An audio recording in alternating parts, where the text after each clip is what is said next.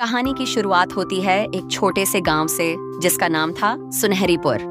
यह गांव अपनी शांति और सुंदरता के लिए मशहूर था। यहाँ के लोग बहुत खुशहाल थे, लेकिन गांव में एक रहस्य छिपा था जिसे कोई नहीं जानता था। गांव के चारों ओर घने जंगल थे, जिनके बारे में कहा जाता था कि वहाँ रात को अजीब अजीब चीजें होती हैं।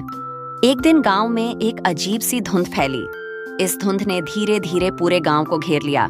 गांव के बुजुर्गों का कहना था कि यह धुंध साधारण नहीं है और यह हर 100 साल में एक बार आती है। यह धुंध जादुई शक्तियों को जागृत करती है। गांव के लोग चिंतित हो गए, लेकिन गांव के 2 साहसी बच्चे राघव और माया इस रहस्य का पता लगाने के लिए तैयार हो गए। गांव के एक बुजुर्ग ने राघव और माया को बताया कि इस धुंध का संबंध जंगल के अंदर छिपे एक जादुई पेड़ से है। यह पेड़ हर 100 साल में जागता है और अपने आसपास की दुनिया में जादुई शक्तियां फैलाता है। लेकिन अगर उस पेड़ की सही देखभाल नहीं की गई तो यह पेड़ तबाही ला सकता है। राघव और माया ने फैसला किया कि वे इस पेड़ को खोजने निकलेंगे। राघव और माया जंगल की ओर निकलते हैं। जंगल में हर कदम के साथ अजीब अजीब आवाजें सुनाई देती हैं।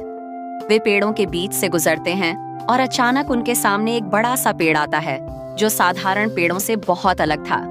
उसकी जड़ें चमक रही थीं और उसकी शाखाओं पर अजीब सी रोशनी बिखर रही थी। यही था वह जादुई पेड़। जैसे ही राघव और माया पेड़ के पास पहुंचते हैं, पेड़ से एक जादुई आवाज आती है। पेड़ उनसे कहता है कि उसने उन्हें चुना है गांव को बचाने के लिए। उसे हर 100 साल में किसी की मदद चाहिए होती है जो उसकी शक्तियों को संतुलित कर सके। अगर ऐसा नहीं किया गया तो पेड़ की शक्तियां अनियंत्रित होकर गांव को नष्ट कर सकती हैं। राघव और माया को उसे जादुई जल से सींचना होगा, जो केवल जंगल की एक रहस्यमयी गुफा में मिलता है। पेड़ के निर्देशों का पालन करते हुए राघव और माया गुफा की ओर बढ़ते हैं। गुफा तक पहुंचने के लिए उन्हें कई चुनौतियों का सामना करना पड़ता है। एक विशाल जादुई पहेली को हल करना और एक रहस्यमयी पुल को पार करना जो गायब हो सकता है। लेकिन उनकी सूझबूझ और साहस से वे गुफा तक पहुंच जाते हैं। गुफा के अंदर वे एक छोटा सा तालाब पाते हैं जिसका पानी चमक रहा था। यही वह जादुई जल था। माया पानी भरने के लिए आगे बढ़ती है, लेकिन जैसे ही वह पानी छूती है, एक जादुई संरक्षक प्रकट होता है। वह उन पर हमला करता है, लेकिन राघव और माया अपनी चतुराई से उसे शांत कर देते हैं और जादुई जल प्राप्त कर लेते हैं। जादुई जल लेकर राघव और माया वापस पेड़ के पास आते हैं और उसे जल से सींचते हैं। पेड़ की शक्तियां संतुलित हो जाती हैं और वह गांव को आशीर्वाद देता है। धुंध धीरे धीरे छंट जाती है और गांव फिर से पहले जैसा सुंदर हो जाता है। गांव के लोग राघव और माया की बहादुरी की तारीफ करते हैं।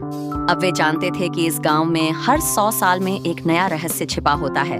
इस घटना के बाद राघव और माया गांव के हीरो बन जाते हैं। उन्हें इस बात की खुशी थी कि उन्होंने गांव को बचाया और जादुई पेड़ की मदद की।